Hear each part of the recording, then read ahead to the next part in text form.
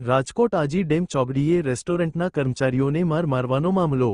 રોનક રેસ્ટોરન્ટમાં કામ કરતા નેપાળી પરિવારના ગુમાનસિંહ ઠાકોરને પગાર મામલે શેઠ સાથે માથાકૂટ થઈ હતી, જેમાં ઈજાગ્રસ્ત ગુમાનસિંહ ઠાકોરને ગંભીર હાલતમાં સિવિલમાં દાખલ કરવામાં આવ્યા હતા, જેનું સારવાર દરમિયાન મોત નીપજ્યું છે। નેપાળી પરિવારના 51 વર્ષના આદેડનું મોત થતા બનાવ હત્યામાં પલટાયો। હત્યાની ઘટનાને પગલે નેપાળી સમાજ અને પરિવારજનો સિવિલ હોસ્પિટલ ખાતે પીએમ રૂમ ઉમટી પડ્યા। ન્યાયની માંગણી કરવામાં આવી છે। બે આરોપીઓ કરણ અને દીપકની અટકાયત થઈ છે। ફરાર રહેલા પ્રકાશ ખડાકા અને લાલ બહાદુર બુધાની ધરપકડની માંગણી કરી છે। અહેવાલ જતીન પરમાર। મારું નામ રવિ ઠાકુર છે।